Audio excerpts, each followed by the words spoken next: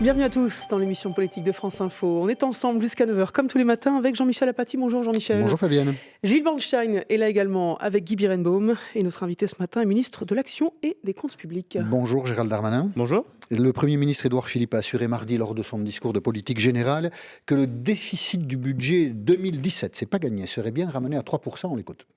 Mon objectif est de ramener le déficit sous la barre des 3% dès 2017 et de conduire notre stratégie de finances publiques autour de 3 règles simples. Faire baisser la pression fiscale d'1 point de PIB sur 5 ans, faire baisser la dépense publique de 3 points de PIB sur la même période, agir en donnant de la visibilité aux acteurs. Alors pour ramener le déficit public à 3% du PIB, il faut économiser 4 milliards. Vous savez déjà où auront lieu ces économies ? J'ai effectivement proposé à Monsieur le Premier ministre un certain nombre d'économies qui touchent tous les ministères. Et le Premier ministre va rendre des arbitrages dans la semaine. Aujourd'hui, c'est entre effectivement 4 et 5 milliards d'euros qu'il faut économiser. Je voudrais juste nous arrêter quelques instants sur le fait que la France, depuis 10 ans, depuis 2008, a dépassé les 3%, elle a dépassé sa parole. Ce n'est pas un diktat de Bruxelles, c'est la propre parole de la France qui n'est pas respectée. Il y a eu la crise économique, mais depuis la crise économique, l'Allemagne a retrouvé un niveau de dette, un niveau de déficit qui est acceptable. Des excédents en Allemagne. Même des excédents. Nous étions 5 pays l'année dernière à être au-dessus des 3%, plus que 2 cette année, la France et l'Espagne. Et si nous ne faisons rien, il n'y aura plus que la France. Et donc, à l'instant, le porte-parole du gouvernement, Christophe Castaner, annonce des baisses dans tous les ministères. Donc ça rejoint la proposition que vous faites. Il manque maintenant l'arbitrage du Premier ministre, si j'ai bien compris. Alors, ce n'est pas une question de baisse, c'est une question d'économie, de ralentir la dépense. Je voudrais juste qu'on s'arrête quelques instants sur ce point. Pareil. Non, ce n'est pas tout à fait pareil. Parce que le gouvernement, il va agir sur 2 fronts. Le premier, c'est de tenir la parole du président de la République qui est parti. C'est-à-dire les 3%.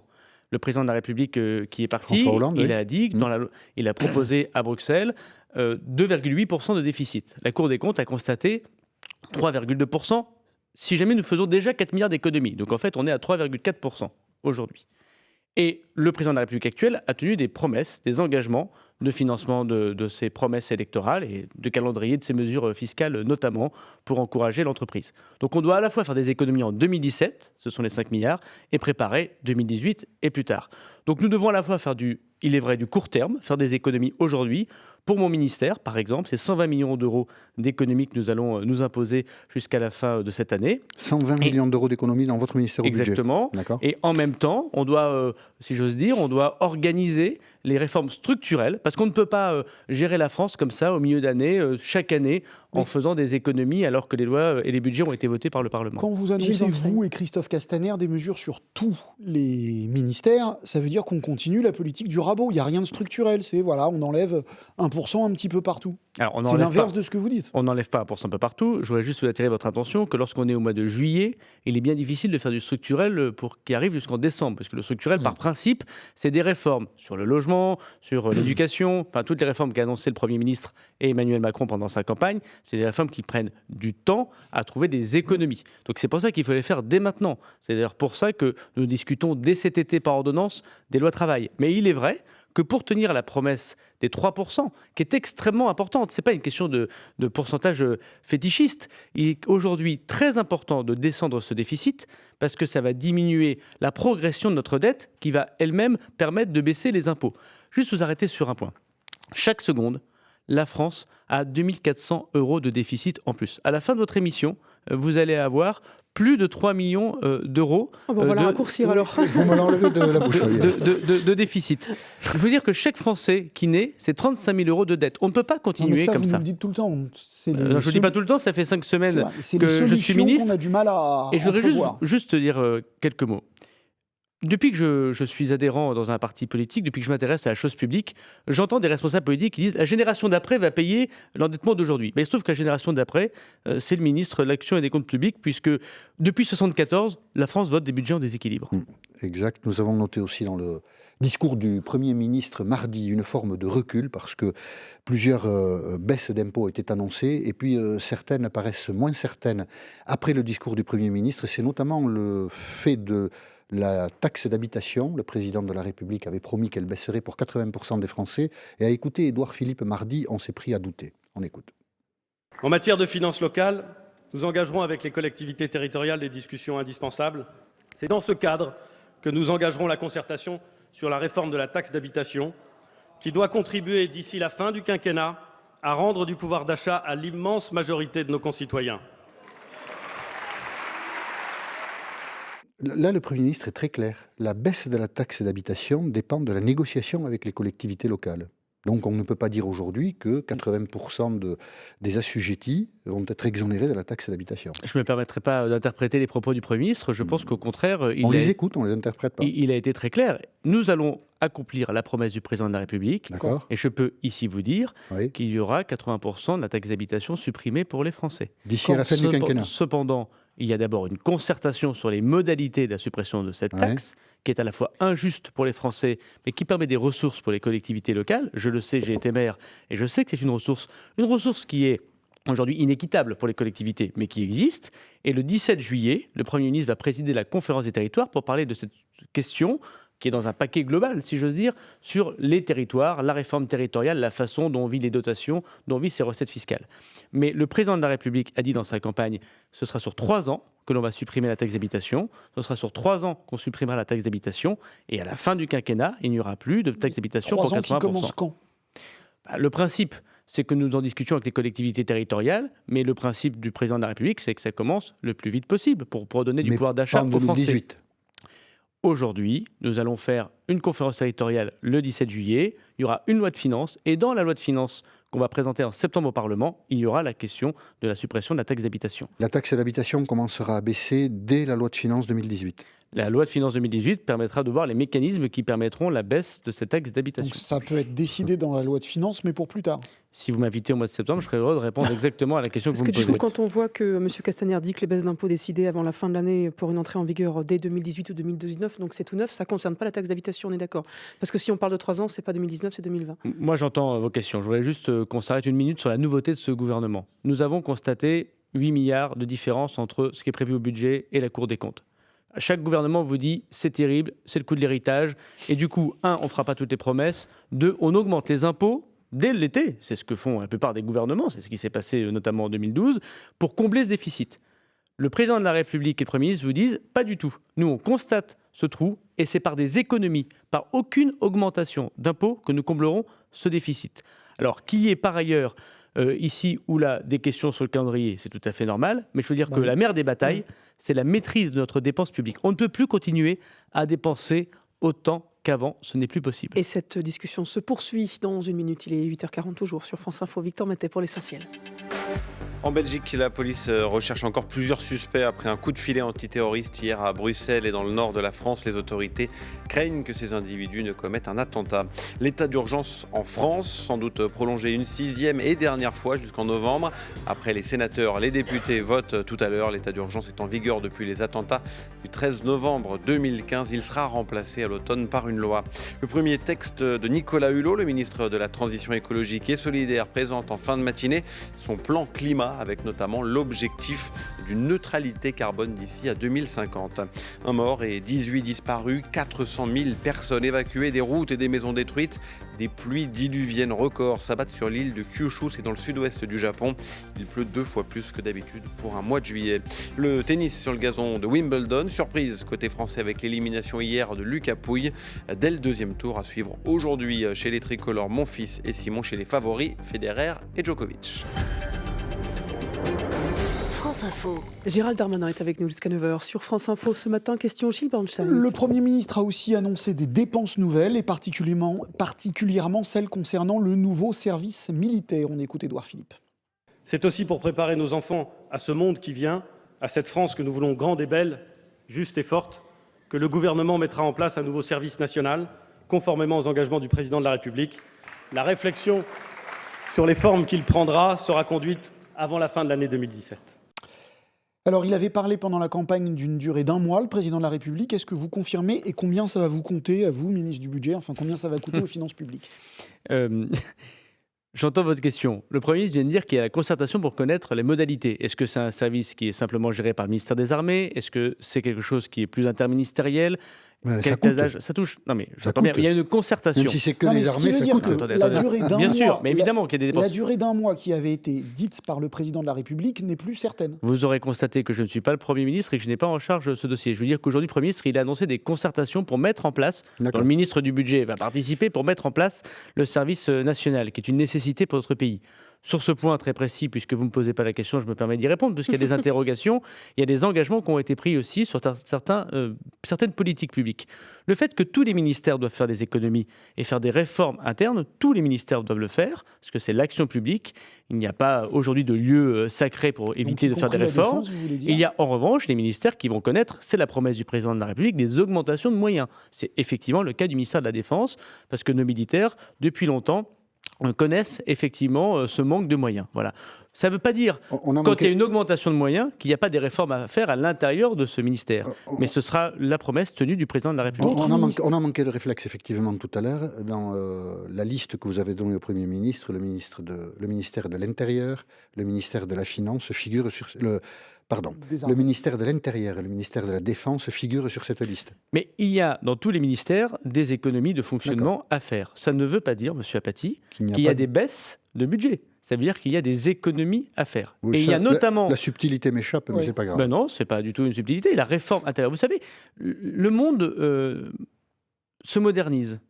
La numérisation, la réforme territoriale, la façon dont les Français vivent doivent pousser tous les ministères à adapter non seulement le nombre d'agents qu'il y a dans les services publics, la façon dont ils travaillent, la façon dont il y a des gains de productivité, notamment à Bercy. La réforme de la numérisation des impôts a permis non seulement des gains en productivité et une meilleure efficacité pour les Français. Donc tous les ministères doivent se réformer.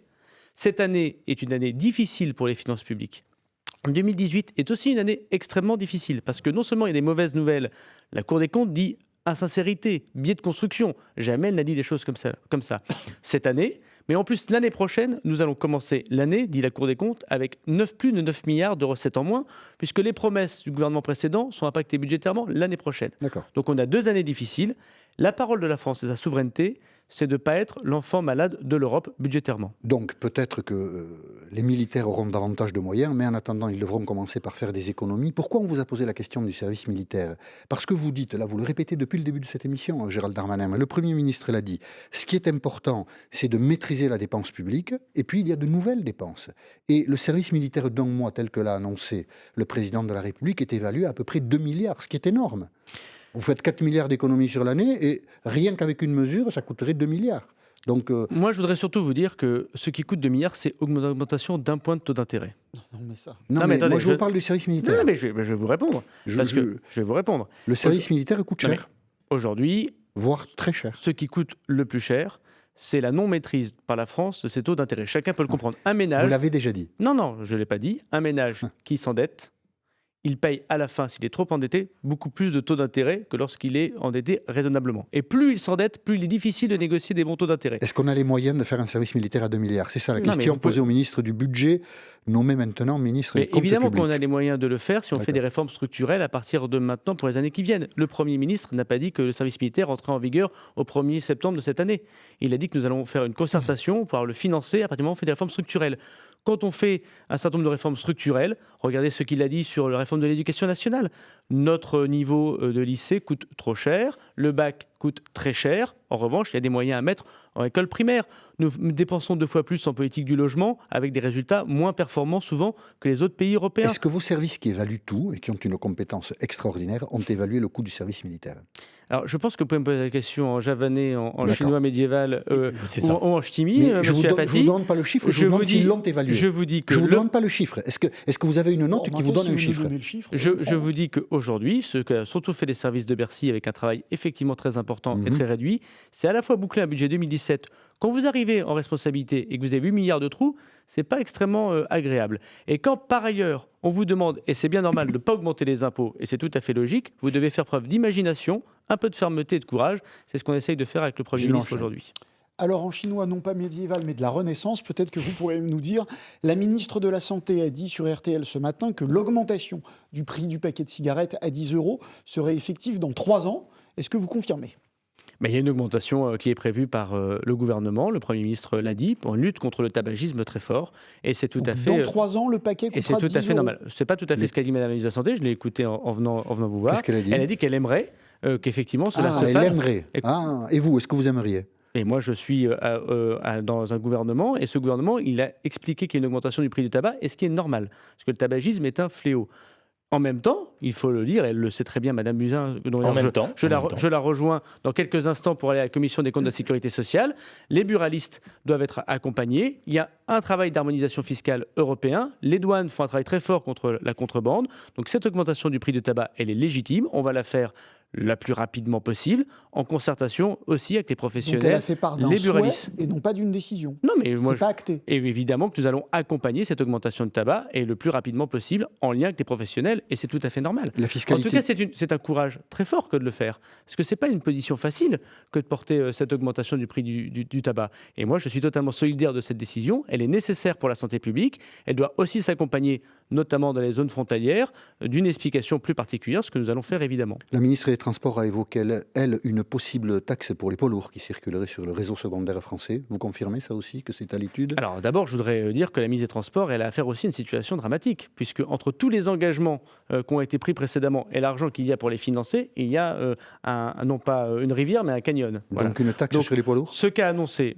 Non mais attendez, j'entends bien que vous répondiez toujours par taxe, on peut toujours aussi répondre par économie. Voilà. Ce qu'a annoncé le président de la République dans son discours de Rennes, c'est qu'il y avait une pause dans ces infrastructures, et on va faire une loi de programmation après des assises de la mobilité que va présider Madame la ministre des Transports. Et il y a un financement sans doute de ces infrastructures. Il y a dans le programme du président de la République un rattrapage essence-diesel. Nous verrons si entre les infrastructures qui ont été choisies, parce qu'aujourd'hui on ne connaît pas lesquelles seront dans cette loi de programmation, dans ces assises de la mobilité, et les ressources, nous rediscuterons effectivement des recettes qui permettent d'atteindre ces infrastructures. Donc la ministre des Transports a parlé un peu vite. C'est pas ce que j'ai dit du tout. Il n'y aura peut-être pas de taxe sur les poids lourds. Mais non, mais la méthode d'un gouvernement ne peut pas être on va avoir besoin de dépenses et donc de recettes. La méthode du gouvernement, c'est comment on dépense moins pour éviter des augmentations d'impôts. Non, mais vous conviendrez qu'on ne sait pas sur le service militaire, parce qu'on verra, on ne sait pas sur le paquet à 10 €, parce qu'on verra, il y aura concertation. On ne sait pas sur la taxe d'habitation, parce qu'on verra, il y aura concertation. Bien sûr qu'il faut concerter, mais tout ça, c'est des choses qui ont été annoncées à un moment. Donc, mais évidemment, mais vous aurez constaté. Moi, je comprends que vous confondiez 5 semaines avec 5 années. Je serais très heureux d'ailleurs de ministre de l'Action et des Comptes Publics pendant 5 années. Ça dépendra du Premier ministre et du Président de la République. Aujourd'hui, il y a une urgence. Le Parlement est réuni depuis une semaine. J'entends votre impatience. C'est dommage. Non, c'est pas de l'impatience. Comment vous avez réagi quand vous avez lu les Échos hier ? Et la ministre des Transports qui dit une taxe sur les poids lourds. Comment vous avez réagi ? Mais je crois que l'une des erreurs... Vous êtes dit, tiens, je découvre ? Non, pas du tout. Mais pas du tout. Je trouve que l'une des erreurs du quinquennat précédent, c'est d'avoir reculé sur une taxation qui était, me semble-t-il, intelligente, même si elle pouvait être modulée, qui a d'ailleurs coûté à la France et qui permettait de financer une partie de ces infrastructures. Voilà, donc je comprends tout à fait que la ministre des Transports se pose la question. Donc c'est le retour de l'écotaxe. Ce n'est pas ce que j'ai dit, monsieur Apathy. Ce que je veux vous dire, c'est que si on veut éviter d'avoir des augmentations de recettes, il faut diminuer la dépense. Personne dans ce pays n'a jamais diminué la dépense. Vous auriez pu passer le moment du discours du Premier ministre où il dit l'année prochaine. C'est un engagement très fort sur lequel il est bien difficile de tenir ces engagements, et on va le tenir. 0% d'augmentation de dépenses dans le budget de l'État. Jamais personne n'a fait 0% d'augmentation. On reprend cette discussion dans un instant. 8h51 sur France Info. 1 minute pour l'info. Et vous, Victor Maté. Et attention aux orages cet après-midi dans le nord à partir de 16h. Vigilance orange pour 5 départements, la Somme, l'Oise, l'Aisne, les Ardennes et la Marne. Des hélicoptères utilisés pour faire passer la marchandise par les airs. Les salariés de GMS bloquent toujours le site de PSA à Sept-Fonds dans l'Allier. L'équipementier creusois n'a plus que 2 semaines pour espérer améliorer l'offre de reprise. L'actuel ne sauverait que 120 emplois sur 277. Les autorités belges craignent un attentat. La police recherche toujours des suspects après l'opération antiterroriste d'hier. Des personnes arrêtées à Bruxelles et dans le nord de la France. Ce rapport d'Amnesty International, si rien ne change, 2017 sera l'année la plus meurtrière en Méditerranée. L'ONG compte plus de 2000 décès de migrants sur 75 000 traversées rien que sur les 6 premiers mois de l'année. La première étape de montagne hier pour l'Italien Fabio Aru, mais c'est bien le grand favori Chris Froome qui s'empare déjà du maillot jaune. 6e étape du Tour de France aujourd'hui entre Vesoul et Troyes. Et puis Iggy Pop en tête d'affiche dès ce soir, Arcade Fire en clôture dimanche. C'est parti pour les Européennes de Belfort. Plus de 100 000 spectateurs sont attendus en seulement 4 jours. France Info. Allez, on est avec Gérald Darmanin ce matin sur France Info. Question Jean-Michel Apathy. Je dois bien vous avouer qu'on est un peu perdu parce qu'on parle beaucoup d'économie. Alors moi j'ai entendu le Premier ministre évoquer plutôt un emprunt de 50 milliards d'euros pour financer la transition écologique. Et puis hier, le ministre de l'économie, votre collègue à Bercy, vous partagez les bureaux de ce grand ensemble à Bercy, lui évoque un emprunt de 10 milliards pour l'innovation. Alors, est-ce que les deux s'additionnent et puis ces emprunts, on sort l'argent d'où? J'ai lu par ailleurs, et puis c'est ce qu'a dit aussi le ministre de l'économie Bruno Le Maire, et qu'il y aurait des cessions d'actifs de l'État pour commencer à financer ces emprunts. Alors, est-ce que vous confirmez 60 milliards d'emprunts dans les années à venir? Il y a deux choses. Il y a les 50 milliards d'investissements prévus par le président de la République dans sa campagne électorale. Une mission a été confiée à M. Pisani-Ferry.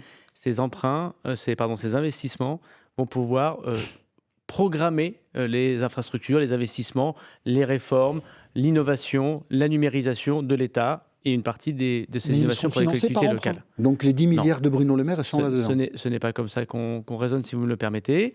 Justement, ces milliards d'euros, ces 50 milliards d'euros, sont notamment permis par le fait qu'on fait des réformes de structure de fonctionnement.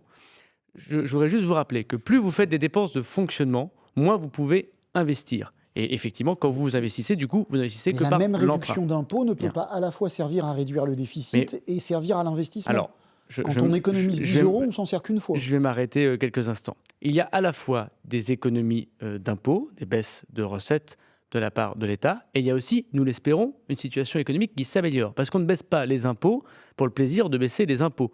On baisse les impôts pour permettre l'initiative.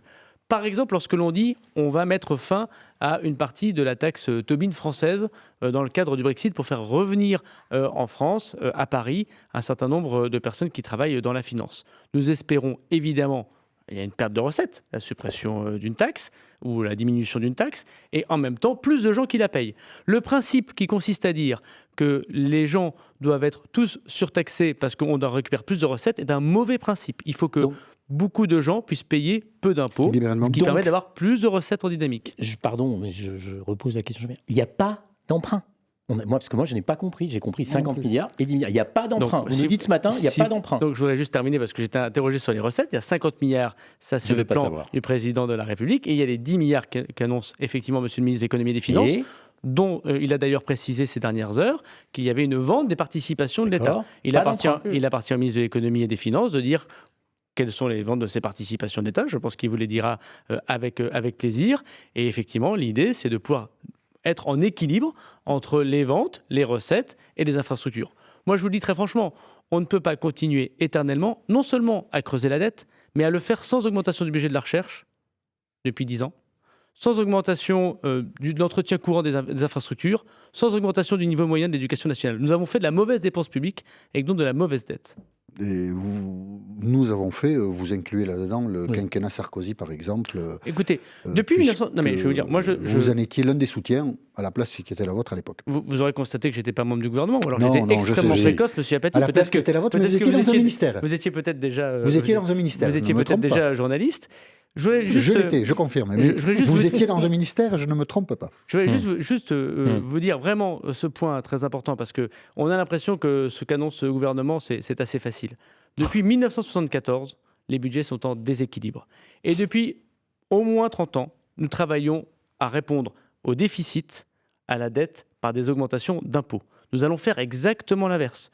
Notre but est de rééquilibrer le budget de l'État et de ne pas augmenter les impôts pour combler les déficits, mais défendre la baisse de la dépense publique. Nous avons une addiction en France à la dépense publique. C'est le nouveau mot à la mode.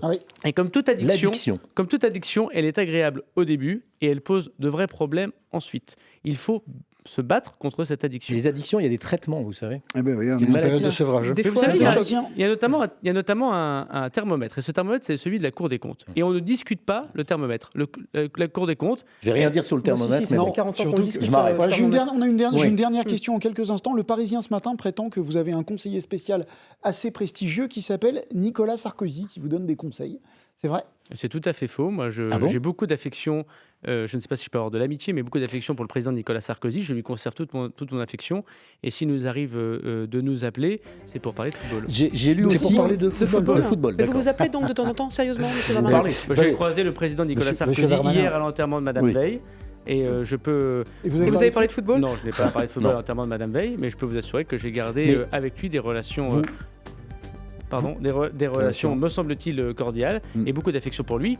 Comme avec Xavier Bertrand, on peut avoir des chemins politiques qui divergent et garder une amitié. La politique n'est pas tout dans la vie. Vous faites des fiches entre minuit et 3h du matin, c'est écrit aussi dans le Parisien, ça va ? Vous dormez, vous n'êtes pas trop fatigué ? C'est bon ? Est-ce que j'ai l'air fatigué ? Je sais pas, c'est vous qui savez. Non, vous n'avez pas l'air. Non, pas trop. Mais vous êtes jeune en même temps. Que vous ne parliez que football avec Nicolas Sarkozy, on a du mal à croire, oui. Mais bon, peut-être. Hein. Vous êtes moins passionné que lui, peut-être ? Moi, je suis moins passionné de football que vous. Mais je crois qu'il est plus passionné de politique que de football. Je n'en suis pas tout à fait certain. Merci Gérald Darmanin d'avoir accepté l'invitation de François. Merci tous, on se retrouve demain.